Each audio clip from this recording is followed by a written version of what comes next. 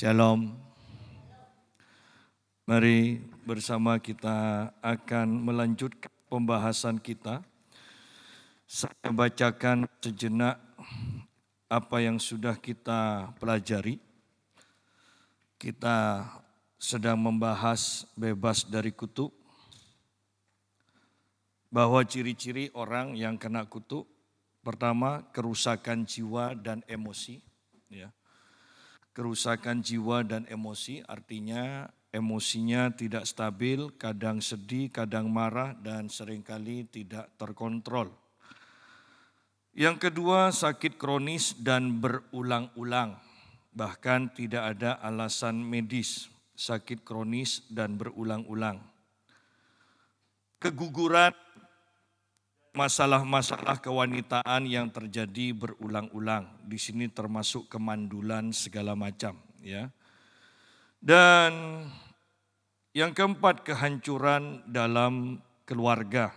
Sering terjadi pertengkaran, bahkan sampai perceraian. Kemudian gaji yang tidak pernah bisa mencukupi. Walaupun gajinya banyak, kita tidak bicara tentang orang yang tidak bekerja dan tidak punya gaji. Kita bicara tentang gaji yang banyak, yang seharusnya cukup, tetapi ternyata toh tidak cukup juga, ya. Kemudian kerohanian yang tidak stabil dan bahkan tidak bisa mengalami kemajuan, ya. Selalu seperti itu atau tidak stabil. Minggu atau sebulan begitu berapi-api dengan Tuhan, kemudian bulan selanjutnya bahkan mungkin 3 bulan selanjutnya tidak ingin ke gereja, tidak ingin doa dan sebagainya. Ya. Sering atau mudah mengalami kecelakaan. Ayat yang dan selanjutnya sejarah bunuh diri atau kematian yang tidak wajar di dalam keluarga. Ya. Kemudian penyebab-penyebab kutuk yang pertama ini nanti kita akan bahas secara khusus, yaitu penyembahan berhala, penyembahan ilah-ilah palsu, dan okultisme. Kemudian yang kedua, tidak menghormati orang tua. Yang ketiga, seks yang tidak wajar atau percabulan, termasuk di sini LGBT, ya. Tidak adil terhadap yang lemah atau tidak berdaya, merendahkan yang miskin, merendahkan yang bodoh, dan sebagainya. Lebih mempercayai tangan manusia daripada mengandalkan Tuhan. Yang keenam, mencuri atau bersumpah palsu. Yang ketujuh, menahan persepuluhan. Yang kedelapan, pernyataan yang diperbuat oleh seseorang dalam otoritas yang bersangkutan atau sederhananya dikutuk oleh orang yang memiliki posisi rohani.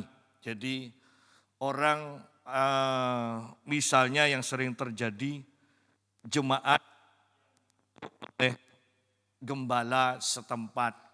Bahkan seringkali ini terjadi walaupun gembala itu hidup salah.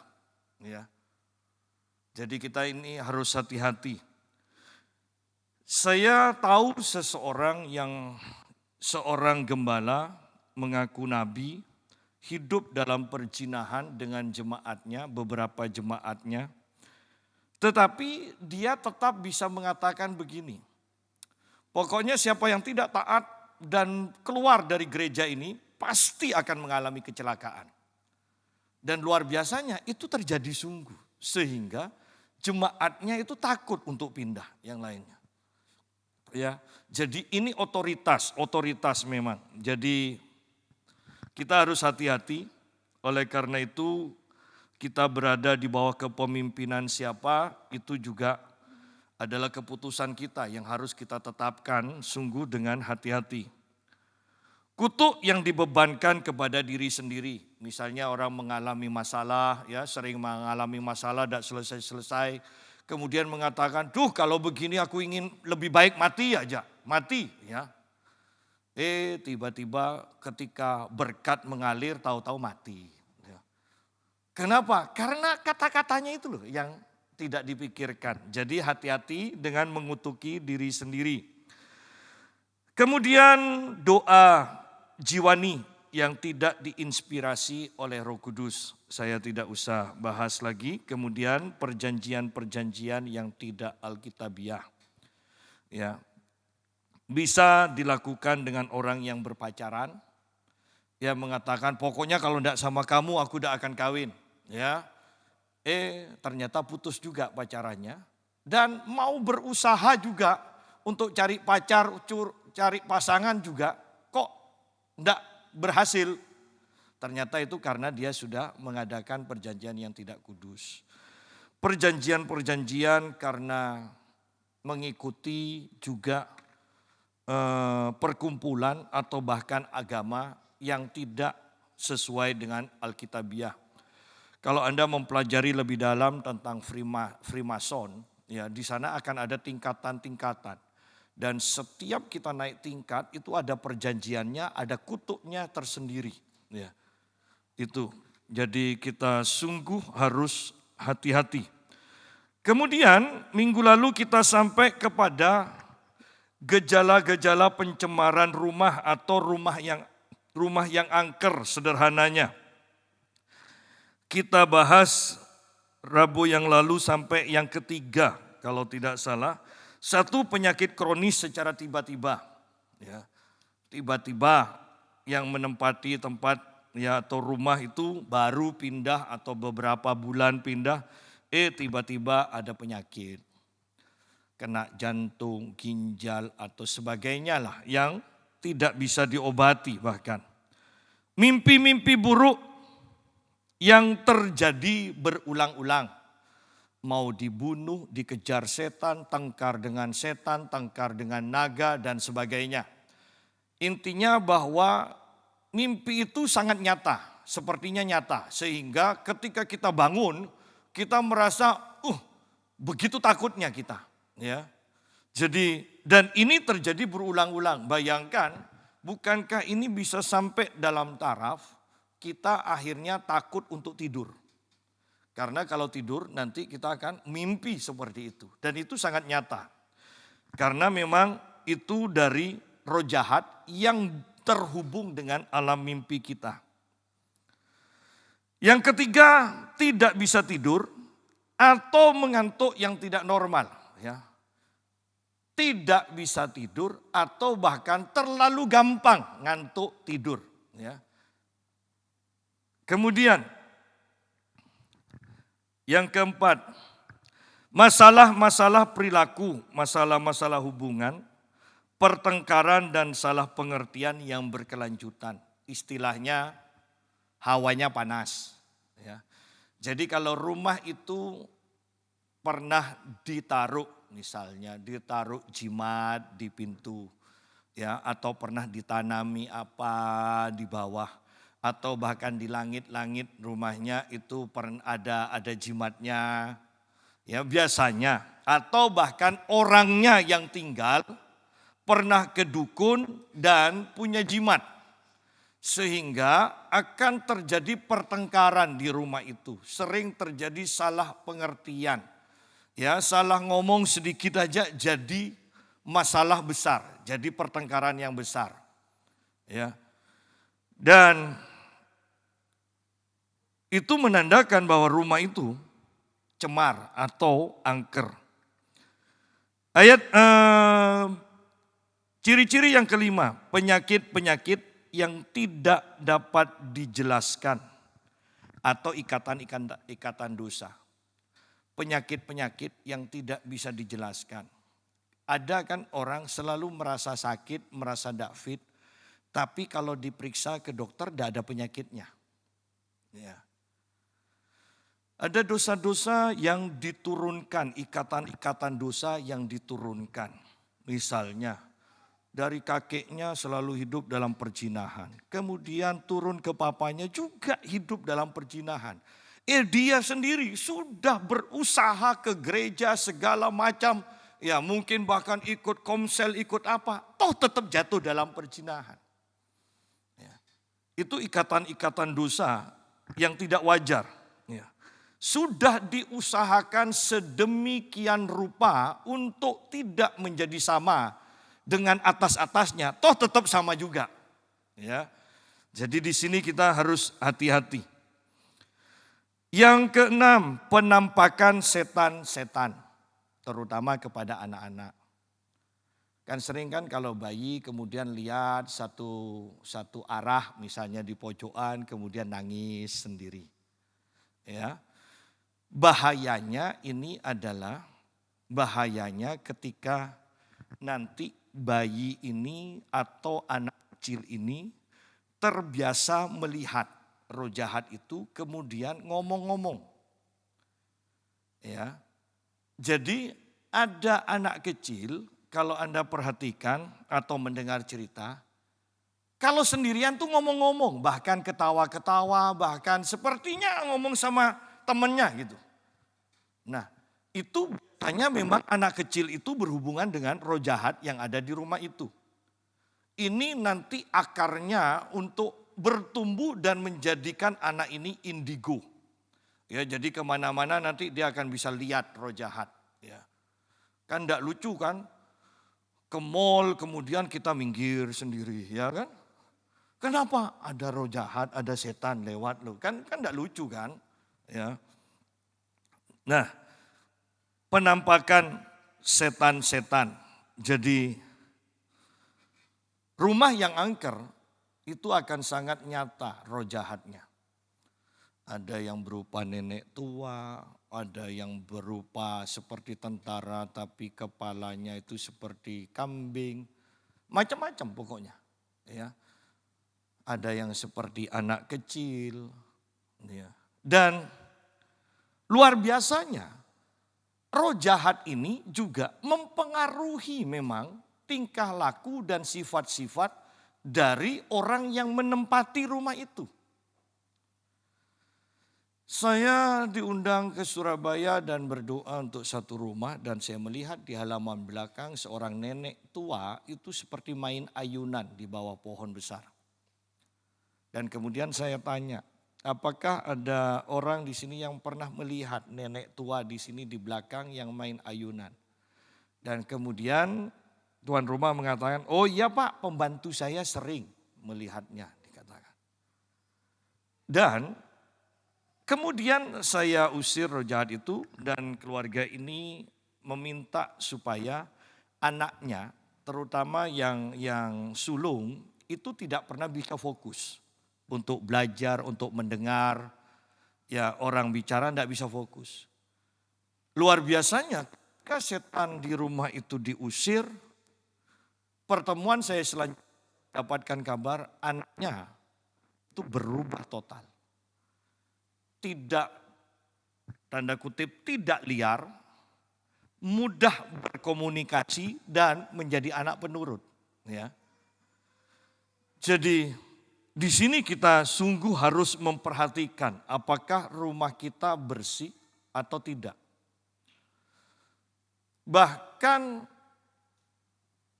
pernah beberapa waktu Nathan dan beberapa orang di pastori katakan, ada setan itu loh di sana.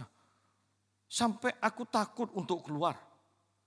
Saya katakan, tidak mungkin lah ada setan, saya katakan. Saya tidak pernah lihat, saya katakan. Dan kemudian saya merasa begini, dari mana masuknya? Seringkali ketika kita itu keluar rumah, kita berhubungan dengan orang-orang atau pergi ke satu tempat, kita tidak merasa itu roh jahat ikut kita. Ya, ikut kita. Nah, di sini pentingnya kita itu sungguh penuh dengan Roh Kudus, hidup dalam hadirat Tuhan, supaya hanya malaikat yang ikut kita, jangan roh jahat. Ya. Penampakan setan-setan banyak loh. Seringkali orang bisa lihat setan yang mukanya tidak ada hidung. Ya, mungkin setannya lahir prematur. Hidungnya belum ada, matanya belum ada, telinganya belum ada, mulutnya belum ada, sudah keluar dulu. Ya, kan ada kan setan yang seperti itu. Ya pokoknya macam-macam, tetapi intinya bukankah penampakan setan ini akan membuat kita beberapa atau bahkan semua hidup dalam ketakutan. Ya. Sebetulnya kalau Anda ingin tahu juga rumah yang angker, Anda tinggal di depan aja, rumah depan, nginep semalam aja. Ya. Saya mendengar dari tetangga yang dulu jaga malam di sana, kadang ada kura-kura besar. Kalau di film kan bagus kan, film kura-kura. Saya kejar, tembus tembok hilang, dia bilang. Ya. Kadang ada sepatu jalan sendiri. Ya. Itu rumah yang angker. Dan perhatikan bahwa ketika rumah seperti ini, Anda akan lihat kok. Yang menghuni rumah itu sering kali ada masalah. Apakah penyakit, apakah keuangan, apakah hubungan, sering kali. Ya.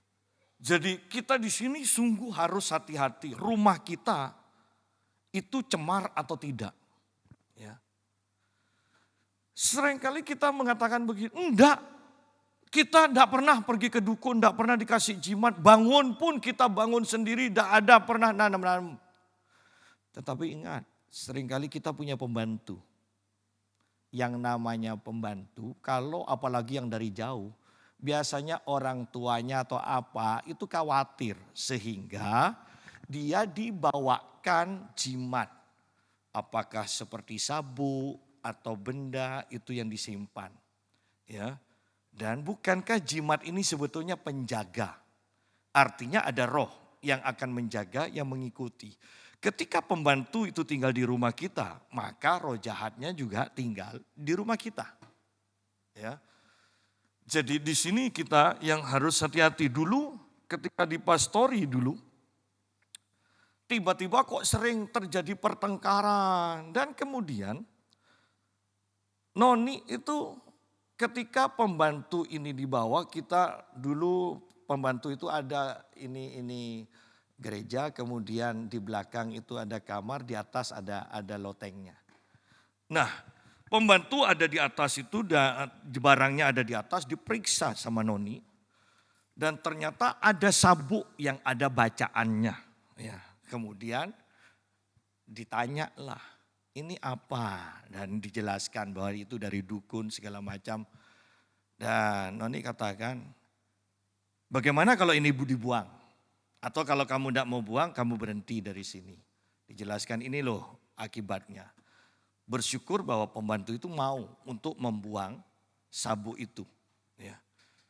Jadi lihat di sini bahwa ini loh kadang kita tidak tahu kok bisa ya. Orang dulunya tidak masalah rumah ini, sekarang kok ada setan. Jangan-jangan pembantu yang bawa. Ya. Nah, kemudian yang ketujuh, benda-benda yang digerakkan oleh roh jahat. Tadi seperti yang saya contohkan, sepatu bisa gerak sendiri, kursi bisa gerak sendiri. Kalau sudah seperti ini, benda-benda yang bergerak berarti itu kekuatan roh jahatnya di dalam rumah itu sudah sangat kuat. Saya pernah diundang oleh Kaleb dulu, dia punya pembantu. Kalau tidur, bangun tidur itu tidur pakai kaos kaki, bangun tidur kaos kakinya sudah lepas. Kemudian tidur di kamar, bangunnya di pinggir sumur. Ya. Dan ketika saya datang, saya usir, saya doakan, kemudian saya doa di sumur itu, saya usir roh-roh jahatnya, tiba-tiba seperti orang pakai jubah keluar dari sumur itu. Dan dia di hadapan saya dan saya perintahkan pergi, kemudian terbang, kemudian hilang. Dan sejak itu tidak terjadi lagi pengangkatan dari kamar tidur ke pinggir sumur lagi. Ya. Dan Anda katakan mungkin tidak masuk akal. Iya, tapi ini terjadi. Ini terjadi. Ya. Hati-hati rumah orang yang punya rumah ada sumurnya. Ya. Boleh ada sumur. tetapi Anda juga harus tahirkan, Anda harus doakan.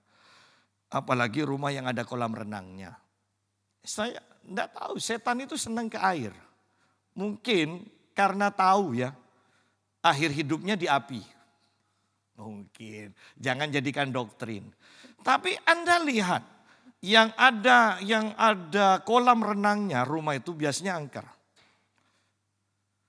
Seringkali bahkan kita mendengarkan setan itu main air di kamar mandi kan? Ya. Atau bahkan setan sering tinggal di dalam manusia. Kenapa? Karena sebagian besar tubuh kita terdiri dari air. Ya. Nah, ciri-ciri rumah yang cemar. Benda yang digerakkan oleh roh jahat. Bau busuk yang tidak dapat dijelaskan. Pernah Anda kadang ngumpul-kumpul ya, tiba-tiba, siapa kentok deh? Siapa? Nah, ada bau busuk, padahal tidak ada yang kentut. Ya, lewat gitu. Ya, kalau itu sering, berarti bukan udara, itu memang ada setan di sana. Ya, sesaknya atmosfer sehingga menyebabkan sukar bernafas. Istilah paling gampangnya itu bikin sumpek kita. Ya. Ini bahkan yang menyebabkan orang-orang kadang tidak betah di rumah, lebih senang di luar rumah. Ya. Jadi saya beberapa kali ketika mendoakan rumah, saya kok merasa sesak. Kemudian saya tanya, siapa di sini yang punya penyakit asma? Saya katakan. Dan selalu ada seperti itu. Padahal sebenarnya bukan penyakit asma, tapi karena rumahnya itu loh yang bikin sesak. Ya. Karena roh jahat, atmosfernya itu begitu kuatnya di sana. Ya. Kemudian yang pasti rumah yang angker, mau dikasih lampu sebanyak apapun tetap akan kelihatan redup. Tidak bisa terang. Ya. Rumah itu lembab. Selanjutnya, rasa mau muntah atau sering sakit kepala yang berkesinambungan. Ya. Rasa mual. Kalau dalam rumah sering ada yang mual, bukan hamil loh ya. Mual atau sering sakit kepala dan ini terus menerus terjadi, jangan-jangan rumahnya. Jangan-jangan rumahnya yang angker. Kemudian yang pasti terakhir, kurangnya damai sejahtera. Nah, untuk melayani pelepasan ada hal-hal yang sukar untuk dilepaskan, yaitu kalau orang itu tidak mau mengampuni. Ini yang paling berat di sini. Kalau orang itu tidak mau mengampuni, sudah kita hanya tengking-tengking, yang ditengking teriak, nangis, dan itu akan terus seperti itu. Sampai orang itu mau mengampuni baru akan dilepaskan. Ada dosa-dosa yang tidak diakui, mungkin karena malu, mungkin juga karena sayang untuk melepaskannya. Ya. Tidak diakui. Kemudian roh bisu ini kalau ditengking itu diem. Ya, jadi dia hanya diem aja. Anda pernah menemukan orang yang melakukan kesalahan, kalau ditegur taunya hanya diem aja. Ndak iya, ndak enggak, ndak ngaku salah, ya kan? Ya, diem aja. Nah, sama di dalam pelepasan, kalau sudah kena roh bisu, diem, ini sukar. Artinya kita sendiri yang harus terhubung dengan Roh Kudus dan Roh Kudus singkapkan. Itu roh apa?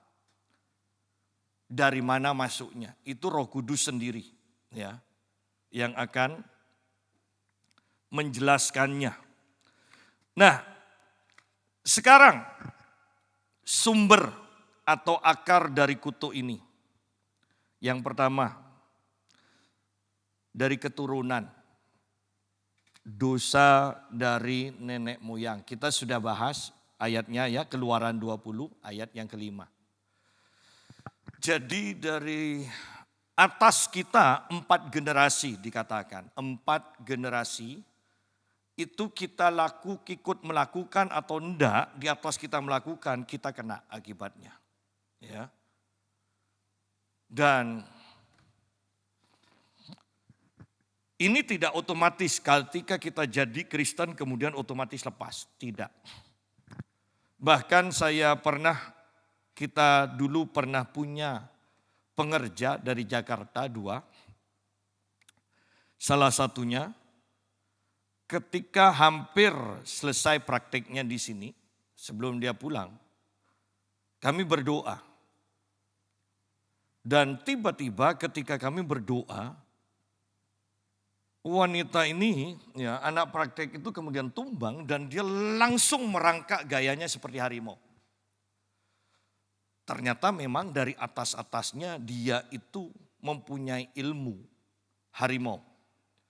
Jadi katanya kalau mamanya itu meminjamkan uang, kemudian orang yang minjam itu tidak mau bayar, maka anak ini akan dibawa. Ketika anak ini dibawa dan anak ini marah, gebrak meja, orang yang punya utang itu akan lihat bahwa anak ini berubah jadi harimau yang siap menerkam. Sehingga pasti bayar nantinya daripada diterkam harimau. Ya kan?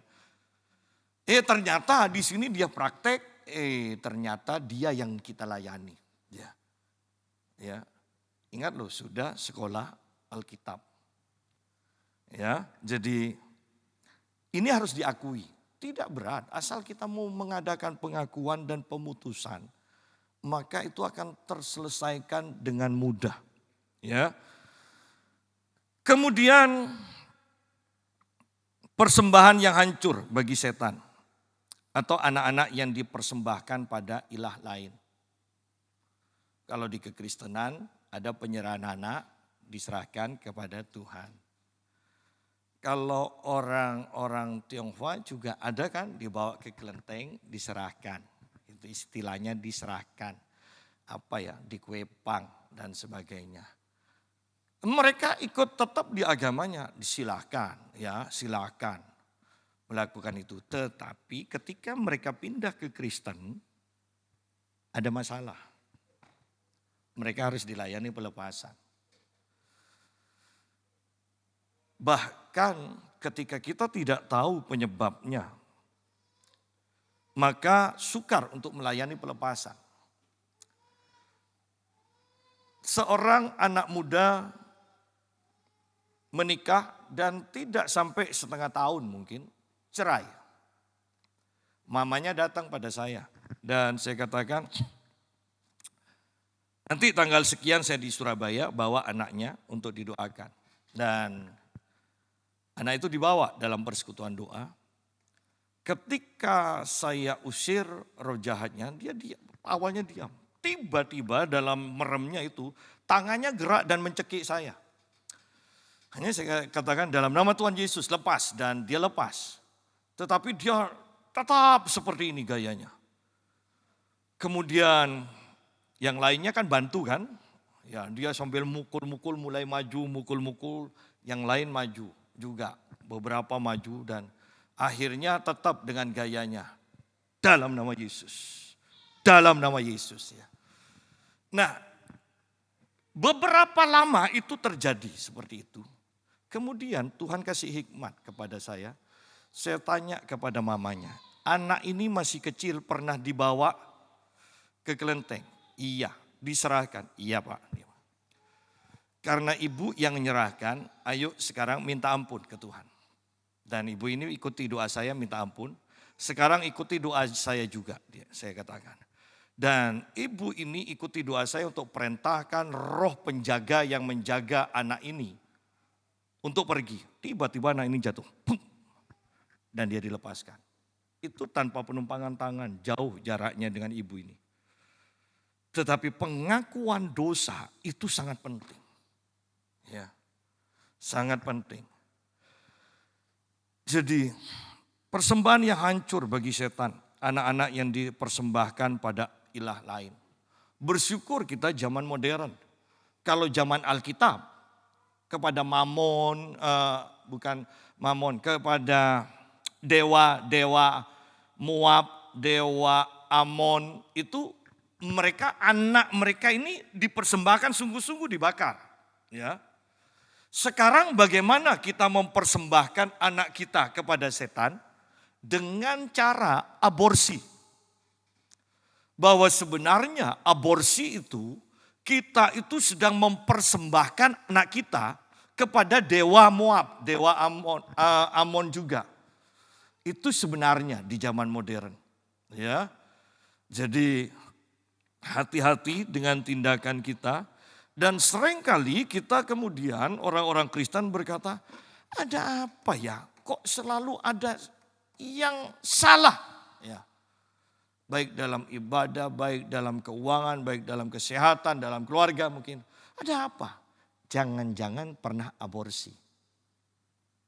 Ingat, itu bukan hanya menggugurkan anak. Sebenarnya itu kita sedang mempersembahkan anak kita kepada dewa. Ya, hati-hati di sini. Penerimaan kutuk oleh nenek moyang terhadap keturunannya. Anda bisa baca Matius 27 ayat 24 sampai 25. Yuk supaya ada ayat yang dibaca ya, kita baca aja.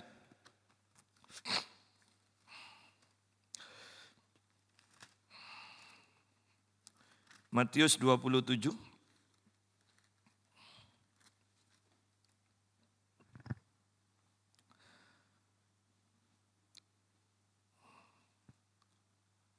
atau ayat 24 mulai. Ketika Pilatus melihat bahwa segala usaha akan sia-sia, malah sudah mulai timbul kekacauan, ia mengambil air dan membasuh tangannya di hadapan orang banyak dan berkata, "Aku tidak bersalah terhadap darah orang ini. Itu urusan kamu sendiri." Dan seluruh rakyat itu menjawab, "Biarlah darahnya ditanggungkan atas kami dan atas anak-anak kami." Lalu Pilatus membebaskan Barabas bagi mereka, tetapi Yesus disesahnya lalu diserahkannya untuk disalibkan. Ingat, bangsa Yahudi ingin menyalibkan Yesus dan Pilatus katakan, "Aku tidak menemukan kesalahan." Dan orang Yahudi katakan, harus disalibkan. Orang ini tidak bersalah, kata Pilatus. "Aku tidak ikut-ikut." Dan orang Yahudi katakan, "Biar darahnya kami yang tanggung dan keturunan kami juga yang menanggungnya." Sehingga Anda tahu hasilnya adalah sampai sekarang Israel selalu dalam peperangan. Ya.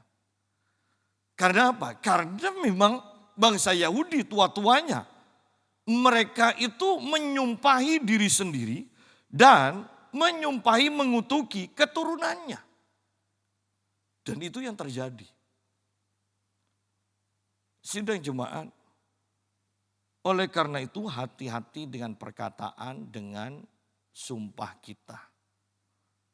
Jangan menganggap enteng kemudian, "Alah, dengan darah Tuhan Yesus dibatalkan." Oh, tidak bisa seperti itu. Yang saya mau katakan, tekankan begini. Bagaimana kita dengan kesungguhan mengeluarkan sumpah? Kemudian bagaimana dengan sikap kita ketika mengatakan percaya kepada darah Yesus yang akan menghapuskan? Kira-kira kesungguhannya itu lebih besar di mana? Nah, di sana loh yang kita harus hati-hati. Ya. Karena itu orang tua ketika marah dan mengeluarkan kata-kata nyumpai anak, seringkali itu terjadi. Kenapa? Karena Anda lihat orang tua ketika marah, bukankah seluruh kehidupannya sepertinya difokuskan dalam kata-katanya itu. Sepertinya hati pikiran itu menyatu. Padahal kalau kita mau percaya firman Tuhan, hati percaya, pikiran tetap bingung. Tidak menyatu. Tapi coba bayangkan ketika menyumpai anak yang kurang ajar. yang nakal. Bukankah itu hati dan pikiran sepakat itu, tidak tergoyahkan. Ya, hati, pikiran, mulut sepakat dan terjadilah. Ya, hati-hati di sini. Kemudian terus melanjutkan dosa dari nenek moyang. Artinya kita sudah tahu ada yang tidak beres. Kita tahu ada dosa-dosa dari atas kita. Masih terus dilakukan atau tidak ada usaha untuk mematahkannya, memutuskannya. Ya. Sehingga ini akan terus berlanjut. Terus berlanjut. Harus ada yang memutuskan. Artinya ketika saya memutuskan ini, maka anak-anak saya selanjutnya tidak akan kena. Kecuali mereka melakukan atau memulai dosa itu kembali. Ya. Kemudian tadi kutuk keturunan, yang kedua keterlibatan dengan hal-hal yang najis dan tidak kudus. Satu, membawa barang-barang yang sudah dikutuk ke dalam rumah. Membawa barang-barang yang sudah dikutuk ke dalam rumah. Ya. Jimat, yang pasti jimat. Itu sudah ada kutuknya. Hati-hati dengan souvenir. Ya. Saya membaca di sebuah buku. Ada seseorang yang mempunyai orang tua, ayah yang pergi rekreasi ke Hawaii. Sepulang dari Hawaii, orang tuanya ini memberikan souvenir, patung pengemis. Ya, patung pengemis. Dan patung ini diletakkanlah di kamarnya anak ini. Tidak lama kemudian, ekonomi dari anak ini goncang. Dan dia punya banyak utang. Padahal biasanya tidak pernah. Ya. Dan bersyukur bahwa anak ini punya teman, seorang pendeta. Ketika pendeta ini main-main ke rumahnya, pendeta ini dipimpin untuk masuk ke kamar dari anak ini. Dan dia melihat, diarahkan oleh Tuhan untuk melihat patung pengemis itu. Ditanyalah. Dan kemudian pendeta ini katakan, ini loh penyebabnya kamu itu mengalami kehancuran ekonomi. Boleh saya bakar? Dan akhirnya diperbolehkan. Tidak lama kemudian, ekonomi dari orang ini dipulihkan, naik kembali. Tidak masuk akal? Iya, tidak masuk akal. Tetapi itulah yang terjadi. Ya, itulah yang terjadi. Ingat yang seringkali saya katakan, istri saya ketika dilayani pelepasan tangannya kaku, sudah jadi hamba Tuhan. Dan kemudian tim dari John Watimuri mendapatkan penglihatan bahwa istri saya pernah ke Bali, beli gelang di trotoar, ya, kemudian dipakai di sini. Hanya itu ternyata berdampak. Dan bahkan istri saya mengatakan ketika dia merasakan hadirat Tuhan yang kuat, dia ingin muntah. Ya, lihat di sini. Sudah jadi hamba Tuhan, sudah berbahasa roh. Kok masih terjadi? Hati-hati dengan souvenir. Membawa barang-barang yang sudah dikutuk ke dalam rumah. Karena ketika seseorang menjadi seniman dan benar-benar seniman, itu mau tidak mau pada akhirnya dia akan terhubung dengan alam roh. Inspirasinya dia akan masuk ke dalam alam roh untuk mendapatkan inspirasi. Nah, ketika dia buat souvenir, bukankah itu yang pertanyaannya, yang dipermuliakan siapa? Ya, dia mendapatkan di alam roh dan bukan alam surga. Dan itu yang dibuat. Ya. Ketika saya melayani seseorang yang indigo di Surabaya, rumahnya penuh barang-barang souvenir. Bahkan saya bisa melihat akar dari pohon besar dijadikan souvenir, antik memang. Tapi Anda tidak usah pegang, lewat di depannya Anda bisa rasakan kuasa roh jahat yang sangat-sangat kuat. Ya. Dan ibu ini yang indigo yang saya layani mengatakan dari semua yang ada di rumah ini yang paling berharga. Ini yang paling berharga. Ya. Rumahnya mau dijual ketika bilang, kenapa kau tidak dimusnahkan? Jangan. Karena justru orang yang mau beli rumah ini tertarik untuk beli rumah ini karena ini. Anda bisa bayangkan itu. Ya, hati-hati dengan souvenir-souvenir. Tidak masalah Anda beli souvenir, jangan katanya Pak Yusak tidak boleh beli souvenir. Jangan. Ya, tidak masalah. Tapi sebenarnya kalau kita memang sungguh, ya kita orang yang lahir baru, ketika lihat benda, ketika pegang benda, kita bisa rasakan kok. Ya, benda itu ada kok tidak enak ya, minimal tidak enak.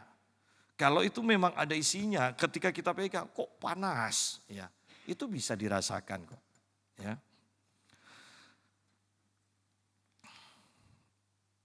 Memberi penghormatan kepada berhala. Jelas, ya, jangan menyembah Allah lain. Jangan juga menyembah orang yang sudah mati. Jangan menyembah kepada orang yang sudah mati. Kadang kalau pergi ke rukun kematian saya lihat puji Tuhan. Ketika ada jemaat datang langsung ke tuan rumahnya. Tidak berdiri di depan peti mati dan berdoa. Itu kalau seperti itu saya tidak bisa larang. Tetapi saya hanya bisa bersedih. Dan yang pasti firman yang disampaikan gagal untuk sampai kepada pendengar. Ya, ingat orang yang mati tidak perlu didoakan. Karena ketika dia mati, dia langsung dihakimi oleh Tuhan. Doa Anda, doa kita tidak berpengaruh bagi orang tersebut. Dia sudah dihakimi oleh Tuhan. Ya.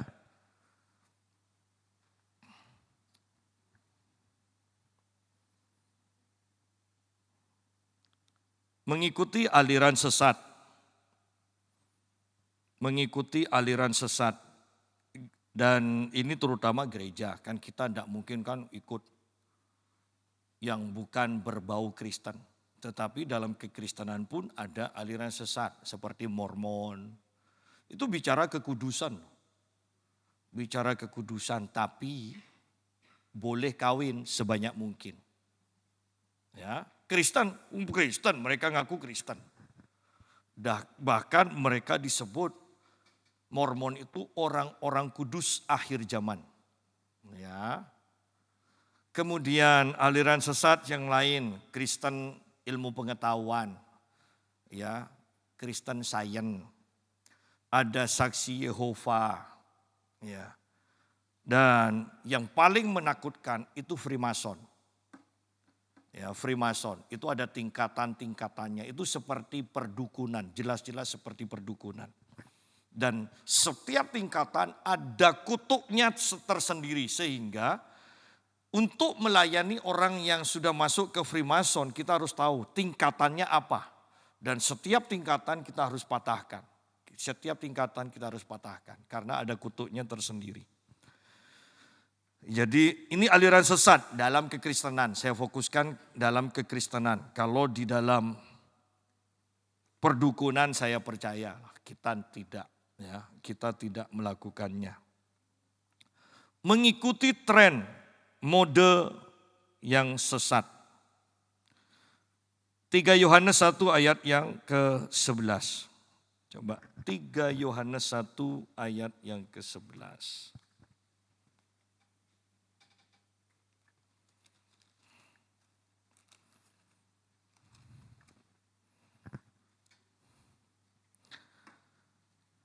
Saudaraku yang kekasih, janganlah meniru yang jahat, melainkan yang baik. Cukup sampai sana. Imamat 19 ayat 26 sampai 28.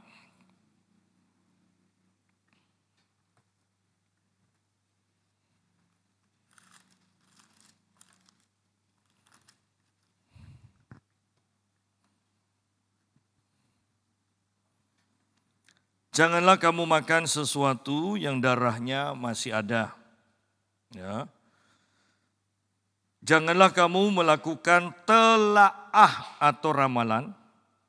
Janganlah kamu mencukur tepi rambut kepalamu berkeliling dan janganlah kau merusakkan tepi janggutmu. Janganlah kamu menggoresi tubuhmu karena orang mati dan janganlah merajah tanda-tanda pada kulitmu. Akulah Tuhan. Ya. Nah, kalau kita lihat di sini, bukankah seringkali kita itu ikut-ikutan rambut, ya, yang sampai digambar begini kan? Kadang anak-anak kita, lucu. Padahal itu sebenarnya pendeta-pendeta kuno, bukan pendeta Kristen, bukan pendeta Yahudi, ya. Jadi pendeta-pendeta dari agama lain, dari kuil-kuil kuno, itu kepalanya digambar, bahkan sampai ditato mukanya seperti Mike Tyson itu, ya. Itu sebenarnya bukan sekedar gambar, bukan sekedar buatan rambut itu di model, bukan. Itu ada maknanya. Intinya mereka percaya dengan dibuat seperti itu rambutnya atau dalam tato, mereka mendapatkan kekuatan dari roh jahat itu. Seringkali bukankah orang kalau laki seringkali yang ditato itu tangannya. Apalagi di sini. Kenapa? Karena mereka percaya, ini zaman dulu, sekarang kita kan enggak ngerti apa-apa, hanya ikut-ikutan. Bahwa tangannya ini setelah ditato itu ada roh jahat yang akan memberikan kekuatan kepadanya. Ya. Nah, hati-hati di sana. Kemudian anak dikasih rambutnya ekor, ada ekornya, aduh lucu. Dan Anda lihat, anak yang rambutnya ada ekornya biasanya lebih nakal dari anak kebanyakan. Ya. Tato di sini dikatakan, jangan merajah tanda pada kulitmu. Nah, di sini sekarang banyak kompromi. Katanya seni. Bahkan ada pendeta-pendeta yang mengatakan satu seni, yang kedua. Bukan soal boleh tidak boleh tato dikatakan. Tetapi tujuannya untuk apa? Kalau tujuannya untuk mempermuliakan Tuhan, silakan. Makanya ada yang tato salib dan sebagainya. Ya kan? Yang perempuan tato alis. Ya. Kan padahal nanti kalau sudah tua itu melorot loh. Iya. Bersyukur kalau Anda umur 50 tahun mati. Bayangkan Anda hidup sampai umur 80, 90 tahun. Itu tato, itu modelnya seperti apa? Umur 25 bagus, kenceng, lurus. Umur 90 tahun, Anda bisa bayangkan itu. Kerutnya seperti apa tatonya. Ya. Banyak pendeta yang kompromi. Bahkan Joyce Meyer pun sekarang punya tato. Dengan bangganya menunjukkannya. Saya pikir-pikir sudah pendeta, sudah tua lagi. Ada apa? Ya.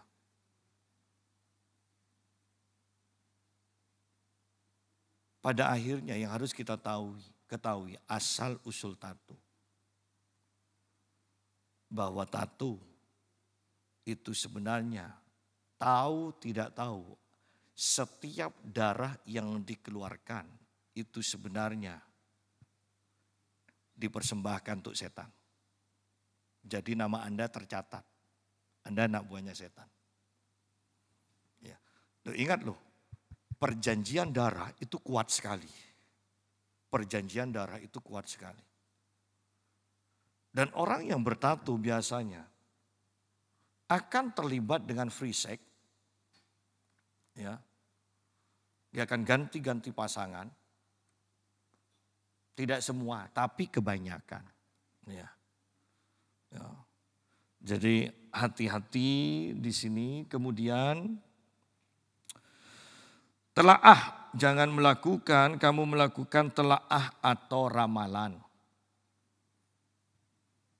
Bintangmu apa? Bintangku ini, ya kan? Pisces, Gemini, Capricorn, segala macam. Dan kalau dulu waktu masih ada koran atau Liberty itu kan ada kan. Kemudian dibaca, dapat pasangan. Nah, Anda mungkin katakan, saya hanya iseng kok. Tapi yang namanya dosa, ini masuk ke okultisme. Mau Anda katakan iseng pun, itu dosa. Ya. Anda kan tidak bisa mengatakan begini, ketika Anda berzina dengan tetangga Anda atau kenalan Anda, ketahuan sama pasangan Anda, dan Anda katakan, alah ma, orang iseng. Sungguhan, hati papa ini untuk mama. Yang lainnya iseng, kan tidak bisa kan? Banyak orang yang melakukan ramalan itu alasannya iseng. Padahal itu perjinahan rohani. Ingat, tidak mungkin yang namanya perjinahan itu kita katakan iseng. Tidak mungkin. Ya. Jadi, enggak Pak, saya tidak ngikuti bintang itu. Saya hanya ngikuti binatang. Sio babi, sio naga, sio apa, ya kan?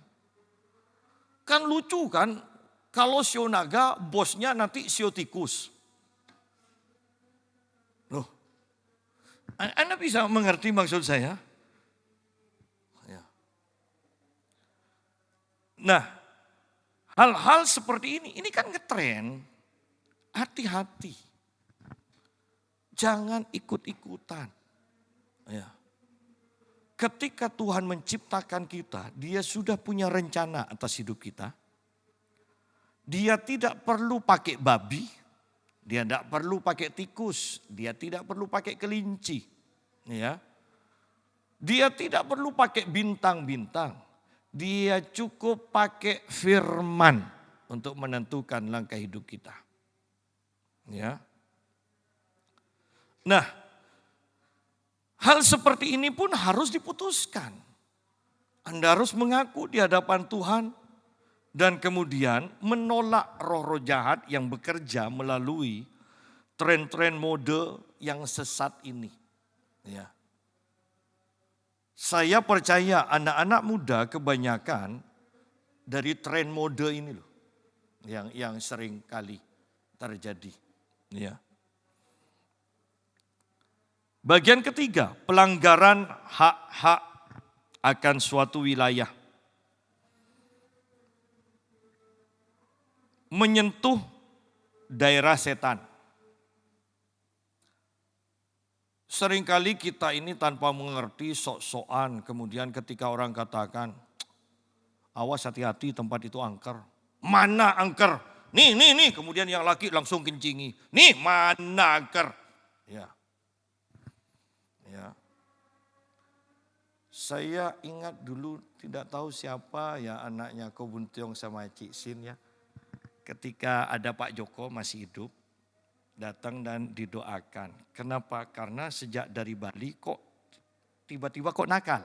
Nah, dan kemudian Pak Joko bisa melihat, diperlihatkan Tuhan. Oh, ini pernah ke Bali. Kemudian dalam perjalanan berhenti kencing dan di depannya ada pura kecil. Oh iya, katanya Ko Buntiong. Iya. Nah, penyebabnya hanya karena itu loh. Ya, ini loh menyentuh daerah yang dikuasai roh jahat. Ya. Ketika kita tidak kuat, ya kena di sana. Itu yang disebut transfer roh. Ya, kalau Anda peka, Anda pergi ke Bali. Kalau Anda peka, ya, tidak salah ke Bali. Tetapi bukankah atmosfernya itu berat untuk manusia roh kita? Ya. Ingat, jangan salah paham, katanya Pak Yusak tidak boleh ke Bali. Silakan. lakukan, ya. Tetapi kita harus berdoa kepada Tuhan, minta perlindungan Tuhan. Menyentuh daerah setan, kadang jujur ada tempat-tempat yang memang itu diperuntukkan untuk setan. Sehingga jangan heran kalau ada orang ada atau menginjak daerah itu tiba-tiba sakit. Ya. Itu daerah setan, menyentuh daerah setan. Melakukan peperangan rohani tanpa diperintah dengan jelas oleh Tuhan. Doa keliling. Ini kan yang ngetren kan. Bahkan sampai orang-orang Jawa ke Pamekasan, ke Madura untuk doa keliling. Lebih hebat lagi, orang Indonesia pergi ke luar negeri untuk doa keliling. Ya.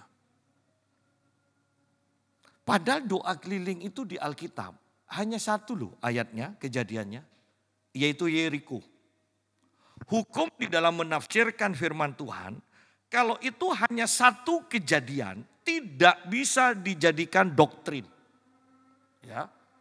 Itu harus minimal 2 kejadian, baru bisa dijadikan doktrin. Oleh karena itu, di dalam mendoakan orang buta di gereja, sampai sekarang belum ada yang pakai ludah. Ya kan? Karena itu baru 1 kali. Coba Yesus lakukan 3 kali. Ludah orang yang diurapi pasti dikumpulkan. Ya. Untung hanya 1 kali. Nah, herannya untuk doa keliling, kenapa kok harus dilakukan sampai sedemikian rupa? Ya. Berarti enggak boleh, Pak. Boleh. Kalau Tuhan bicara langsung denganmu, tetapi ini tidak boleh jadi rutinitas.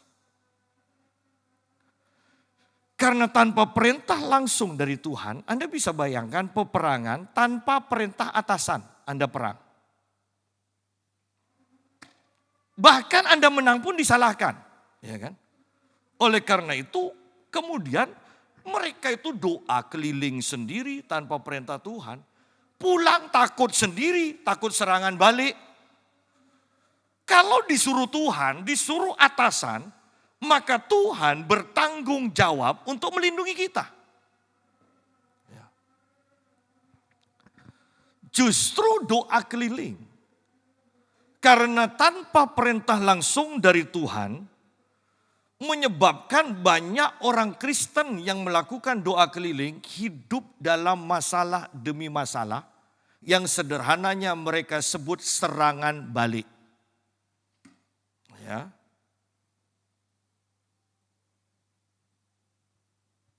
Beberapa waktu yang lalu saya sudah saksikan ada seseorang yang mengatakan di warungnya depan rumahnya ada bunga-bunga.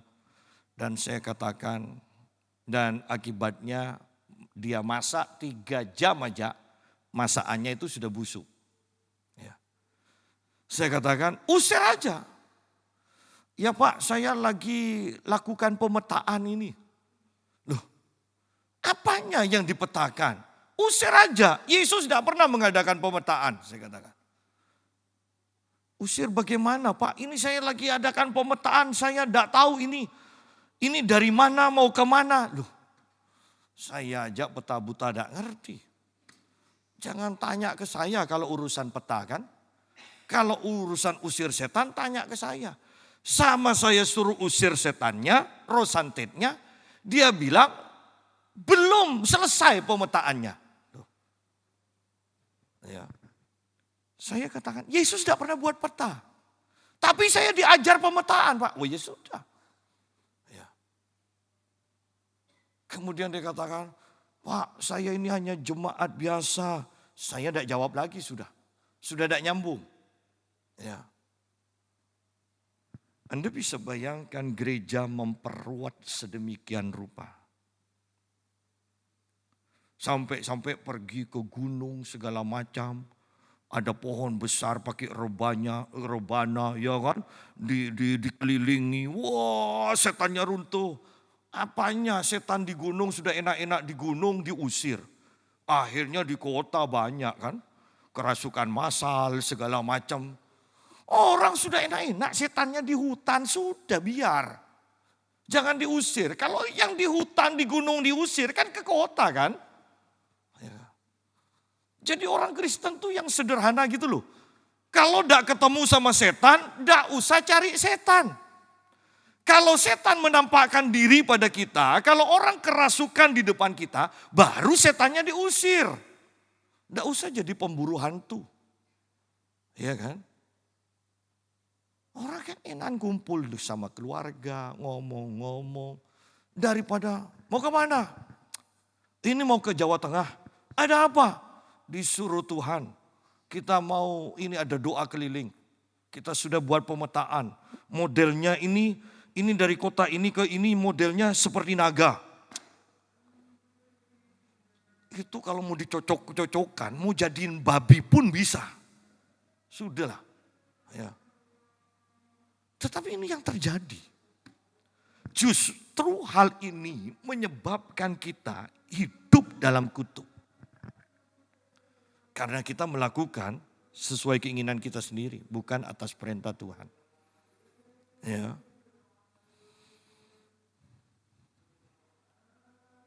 Tinggal di rumah yang najis dan terkutuk. Tinggal di rumah yang najis dan terkutuk. Misalnya, rumah sengketa, ya, rumah warisan, dari 5 anak, mungkin hanya 3 atau bahkan lebih parah, hanya 1 aja yang dapat. Ya. Ada yang tidak terima. Kemudian yang mendapatkan ketidakadilan ini mengatakan begini, tidak masalah saya tidak dapat. Tapi perhatikan ya, siapa aja yang menempati rumah itu akan mati dengan sakit penyakit. Tidak akan punya apa-apa. Jangan remehkan. Ingat di Alkitab soal tanah itu Tuhan perhatikan sungguh-sungguh. Tidak usah rebutan, geser aja itu masalah loh di dalam perjanjian lama ya. Digeser aja, dikurangi sedikit, itu ada masalah. Sehingga walaupun Anda penuh Roh Kudus, kalau Anda salah dan dikutuk, Amsal 26 ayat 2 mengatakan kutuk tanpa alasan tidak akan kena. Tapi ketika ada alasan Anda dikutuk, pasti kena. Mau Anda penuh Roh Kudus pun, mau pakai darah Yesus sekalipun, kalau memang kutuk itu ada alasan kena ke kita, pasti kena. Iya kalau mobil pakai anti peluru. Ya. Ingat, banyak orang tanpa sadar masalah warisan tidak jujur dan dikutuk. Itu pasti kena. Pasti kena. Ya, pasti kena. Hati-hati. Hati-hati.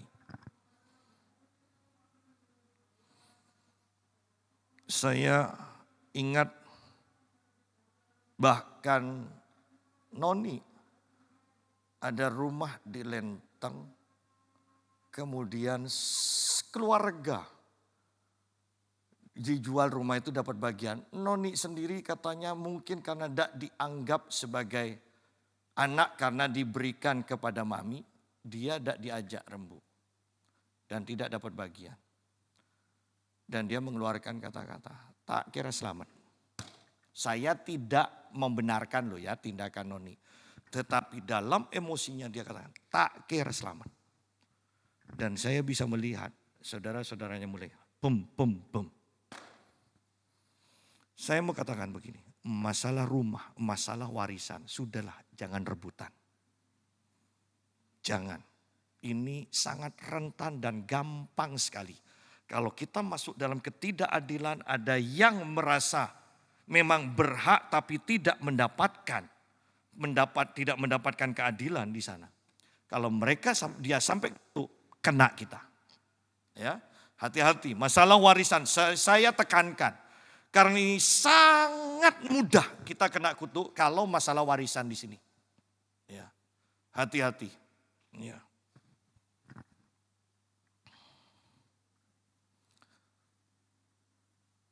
Jadi tinggal di rumah yang najis dan terkutuk, artinya rumah yang dikutuk.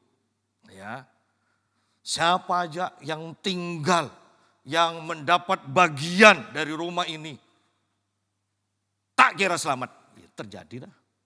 Ya. Yang keempat, melakukan upacara-upacara sesat dengan melalui gambar-gambar. Kalau di sini masih tidak ada. Kalau di Amerika sering gereja setan. Itu kalau sudah mengincar seseorang untuk dikutuki, mereka akan datang malam-malam menggambar salib terbalik, memberikan persembahan binatang-binatang, ya, disembelih di sana. Maka rumah itu akan ada dalam kutuk. Di sini kelihatannya tidak ada, di sini belum sampai seperti itu. Di sini paling mainnya. Paling juga bunga, ya kacang hijau, ya mainnya itu aja, ya. Ya. Melalui gambar-gambar, anak-anak muda seringkali itu suka kepada penyanyi yang beraliran metal misalnya, dan ada mereka di tubuhnya ada gambar salib terbalik, atau bahkan ada lambang-lambang, biasanya poster-poster kemudian dipasang di kamar. Saya pernah satu kali mendapatkan masukan bahwa di kamar anak saya sering kali terlihat setan itu bisa terbang ke sana kemari. Dari apa? Poster-poster itu loh yang dipajang. Ya. Hati-hati di sini. Melalui gambar-gambar, melalui alam roh secara langsung. Artinya kita belajar langsung. Belajar ilmu, kalau orang Indonesia kan ilmu rogo sukmo, cambuk api, ilmu harimau, ilmu ular, ya. Yang lebih modern karate. Pak, karate kan tidak ada tenaga dalamnya. Oh, jangan pikir bahwa karate, ketika saya ikut karate benar tidak ada tenaga dalamnya. Tetapi ketika mau mulai latihan, kita itu semua berlutut, pemimpin akan katakan begini, kosongkan pikiran. Ingat loh, Alkitab tidak pernah mengizinkan kita mengosongkan pikiran. Renungkan firman Tuhan. Ketika pikiran kita kosong, makanya yang wanita-wanita jangan suka ngelamun. Sampai blank, di sana setan akan masuk. Ya. Nah, jadi karate pun tidak boleh. Bahkan ketika sudah masuk ke tingkatan coklat dan hitam dan 1 dan 2, itu akan main pernafasan. Ya. Tanpa sadar kita masuk ke dalam tenaga alam sudah. Ya. Hati-hati, kemudian jelas ilmu-ilmu kebatinan, wanita-wanita yoga. Hati-hati, walaupun pakai nama yoga kontemporer, pakai tali segala macam. Ingat, posisi yoga, semua posisi yoga adalah posisi penyembahan kepada dewa mereka. Yang kedua, yoga itu menselaraskan pikiran tubuh kita dengan alam. Padahal yang kita harus menselaraskan dengan firman Tuhan, bukan dengan alam. Ya, alam ada di dalam kuasa kita. Ya. Dan kalau mau kesaksian dari orang-orang yang melalui alam roh secara langsung, ini banyak. Saya pernah berhadapan dengan pembunuh bayaran yang punya ilmu kebal, ilmu pukulan jarak jauh. Dan ketika orang ini memukul saya, dia sendiri yang mental, dan setelah itu ilmunya lenyap.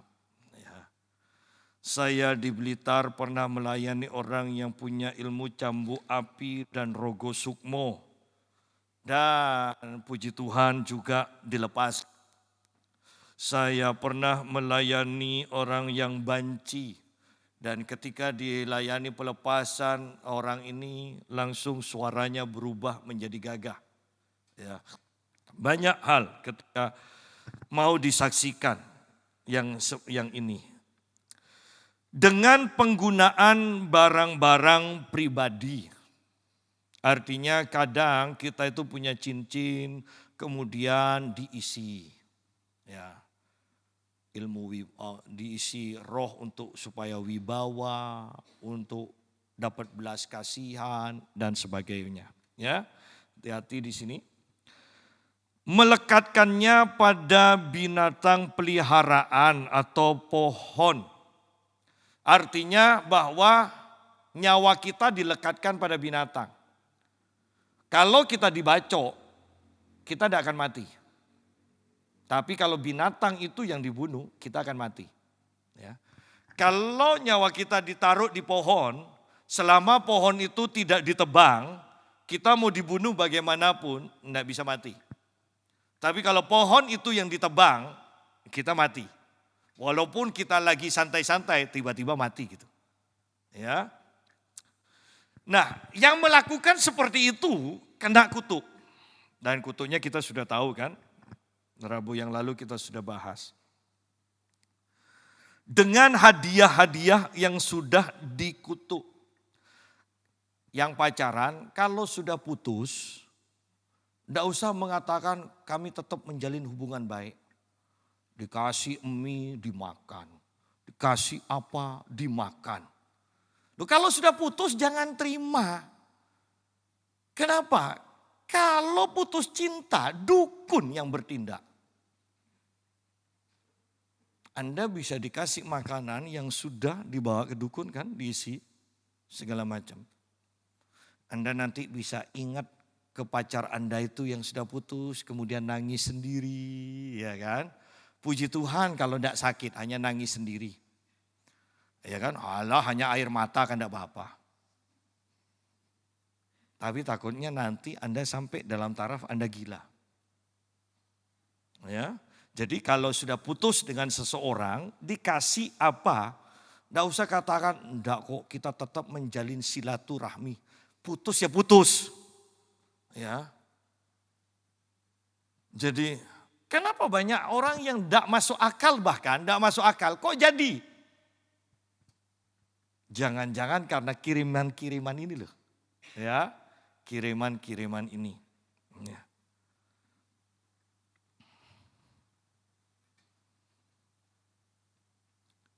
Yang kelima, yang terakhir. Situasi dan tindakan yang nyata. Satu, mempermainkan setan seperti yang saya katakan tadi ya. Ya. Allah hanya setan, nih, saya ludahi, tidak mungkin. Nah, seperti itu tidak boleh. Apa gunanya? Ya kan, apa gunanya? Ya. Melalui adat istiadat. Melalui adat istiadat yang tidak sesuai dengan firman Tuhan. Tidak semua adat itu salah. Tetapi ketika adat itu sudah membawa kepada penyembahan yang bukan Tuhan Yesus, kita harus hindari. Ya.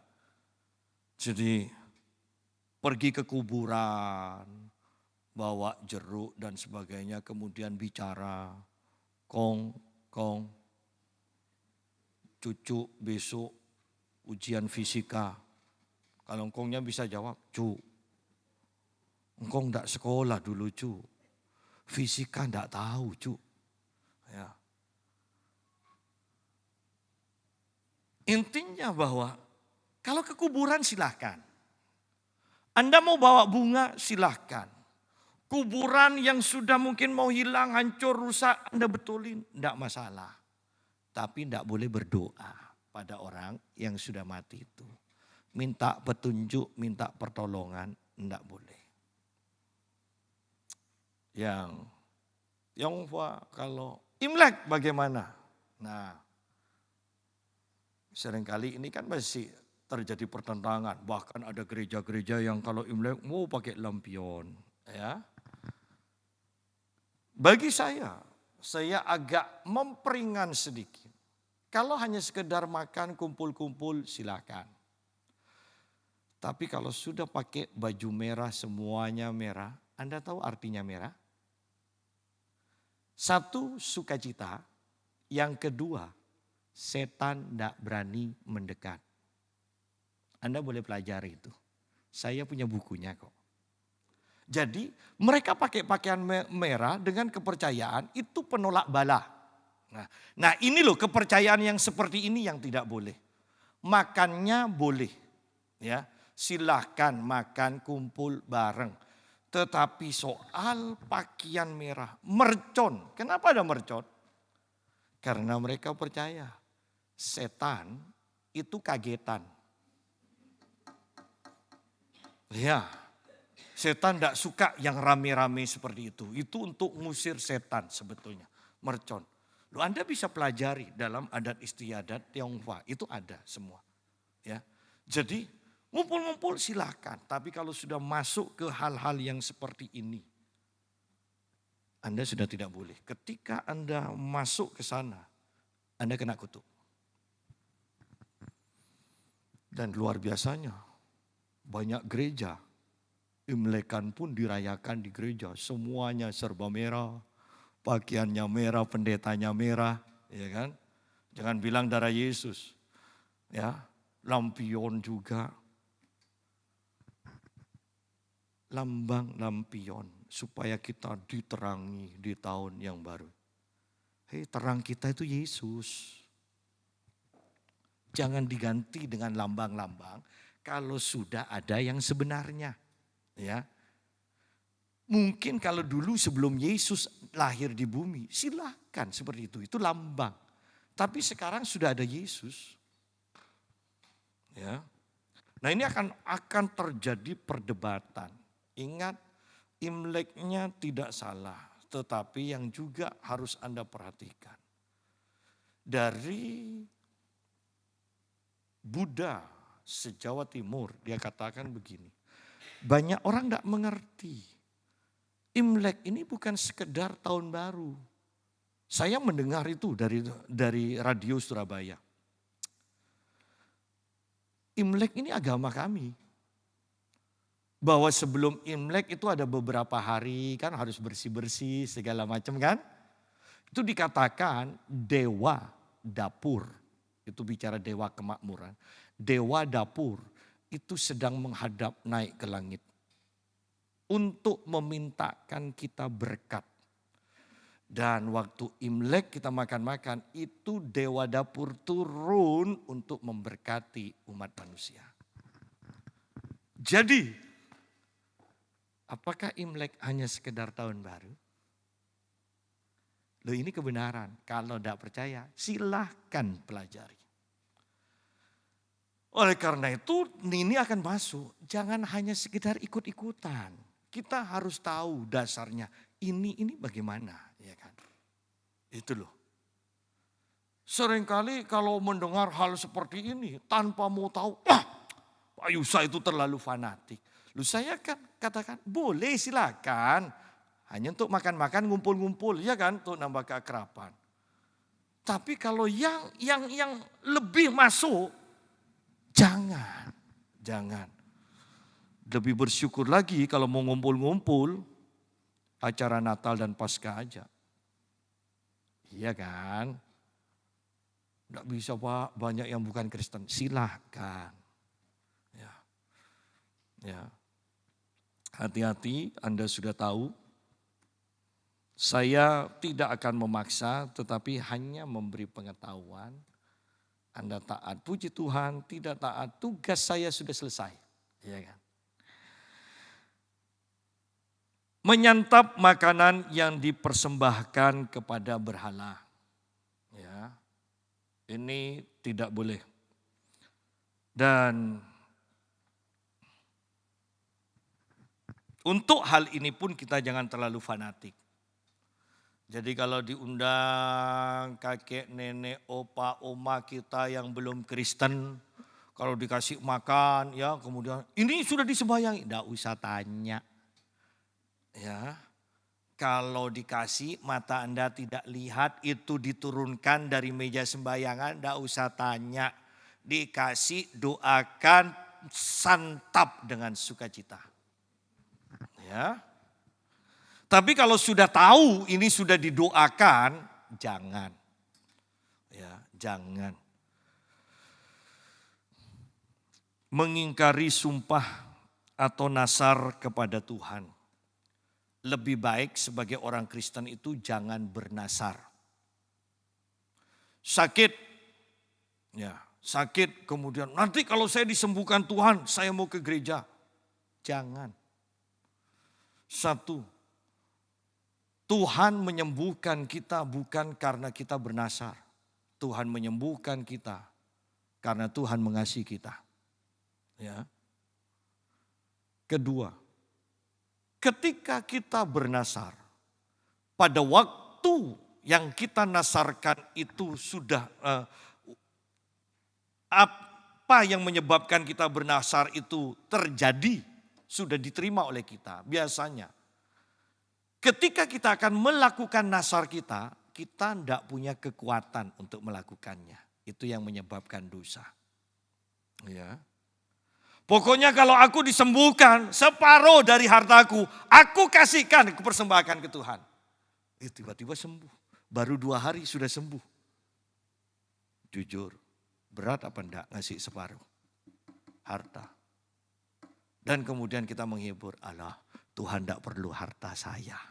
Tuhan ngerti kok saya masih membutuhkan. Ya. Itu loh nasar. Jangan. Saya punya teman, anak sekolah Alkitab, kakaknya dapat panggilan untuk jadi hamba Tuhan. Dan dia tidak mau, kemudian dia sakit. Dia katakan, Tuhan kalau kau sembuhkan, aku mau jadi hamba Tuhan. Dan Tuhan sembuhkan. Dan anak ini kemudian katakan, Allah kan melayani Tuhan tidak harus masuk sekolah Alkitab dan jadi pendeta. Betul. Tapi kan dia ngomong itu kan untuk membenarkan dirinya. Kemudian dia sakit lagi. Dia janji lagi, Tuhan kalau ini Tuhan sekarang, aku sungguh akan layani Tuhan. Tuhan sembuhkan lagi. Tetapi dia tidak melayani Tuhan lagi. Justru dia mulai diberkati dalam pekerjaan, dalam keuangannya. Dan kemudian dalam perjalanan pulang, dia tabrakan, langsung mati. Tidak sempat bernasar.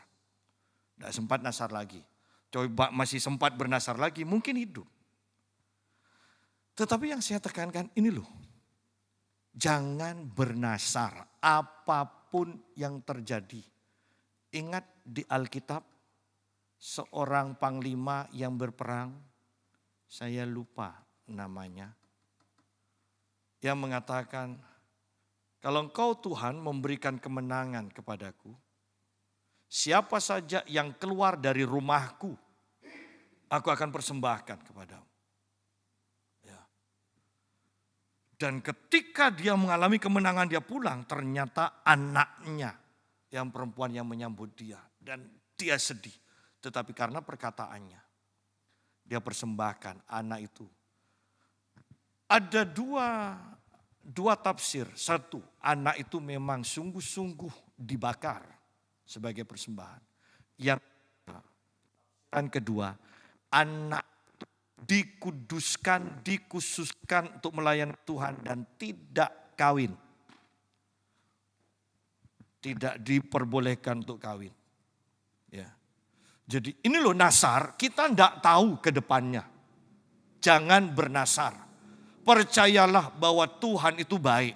Bahkan tanpa kita bernasar pun Tuhan akan menolong kita. Ya. Jadi kita sudah melihat penyebab-penyebab kutuk. Kadang kita sudah sungguh-sungguh dengan Tuhan. Tapi kok ada aja. Ya. Yang paling fatal adalah sebenarnya yang sederhana. Kenapa ya kerohanianku kok tidak bisa nyambung dengan Tuhan? kok tidak pernah bisa merasakan hadirat Tuhan? Kenapa sudah mau menyembah Tuhan, kok mau muntah, mau mual? Kalau sudah menyembah Tuhan, begitu kuatnya kok tiba-tiba seperti ada bayangan di belakangku yang bikin aku merinding. Nah, kalau itu terjadi, jangan-jangan ada kutu. Nah, malam hari ini saya sudah paparkan, Anda sudah tahu kira-kira apa yang belum diakui oleh kita, kira-kira apa penyebab dari kutuk yang melanda kita. Malam hari ini kita akui. Dan Anda mungkin katakan, enggak, saya sudah, semuanya sudah saya akui. Ya, enggak masalah, Anda diam aja. Tetapi bagi yang Anda diingatkan Tuhan selama saya menyampaikan firman, enggak masalah kan, Anda ikuti doa saya, kemudian Anda akui sendiri. Tidak perlu keras, tapi harus ada suara. Ya, karena setan tidak tahu isi hati kita. Setan tidak tahu pikiran kita. Ketika kita mengaku walaupun tidak keras, yang penting telinga kita bisa mendengar, yakinlah setan juga bisa mendengar. Ya, ikuti doa saya, kemudian Anda akui, kemudian ikuti doa lagi dan seterusnya. Ya, seperti itu. Hal ini sepele. Tidak perlu manifestasi, bahkan Anda mau manifest atau tidak masalah, kita hidup dengan iman. Ketika saya membaca buku Derek Prince tentang kutuk, bukunya tebal, lebih enak Anda mendengar saya khotbah ya daripada baca sendiri. Tebal, 300 halaman mungkin. Nah, kemudian saya praktekkan sendiri. Saya akui dosa-dosa ikut karate, segala macam ramalan ya. Hanya seperti itu, tidak terjadi apa-apa. Saya tidak manifestasi juga. Tetapi perhatikan. Papi, mami itu darah tinggi, kakak saya semuanya darah tinggi, adik saya semuanya darah tinggi. Saya mau diukur bagaimanapun dalam keadaan apapun tetap normal, 120. Perhatikan, papi, mami darah tinggi, kakak saya semuanya darah tinggi, adik saya semuanya darah tinggi. Hanya saya yang enggak, yang normal. Ya. Hanya karena mengaku aja, Tuhan aku mengakui ini. Tuhan sucikan aku, tahirkan aku, semua roh-roh jahat yang masuk melalui perbuatan-perbuatan aku dahulu, aku perintahkan pergi. Dan aku deklarasikan sekarang aku hidup dalam berkat. Hanya itu aja. Ya, jadi malam hari ini, yuk kita praktikkan dan yakinlah setelah ini, kalau Anda tidak melakukan lagi, tidak usah ngaku lagi. Anda sudah dibebaskan. Ya. Anda akan lihat tindakan yang sederhana ini ke depannya akan mengubah banyak hal dalam kehidupan kita. Yang dulunya sukar, tidak bisa, yang kita inginkan tidak terjadi, kok tiba-tiba dengan mudah. Ada aja jalannya. Itu terjadi. Ya. Yuk kita bangkit berdiri.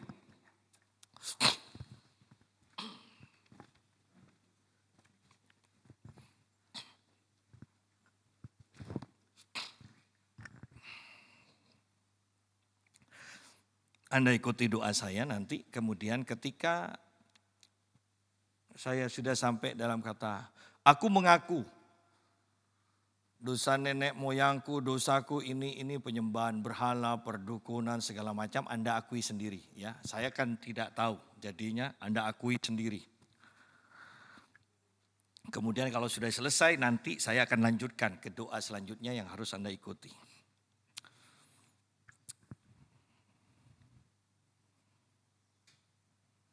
Anda diam terlebih dahulu. Tuhan, aku mau hadirat Tuhan menguasai tempat ini. Hadirat-Mu Tuhan bekerja.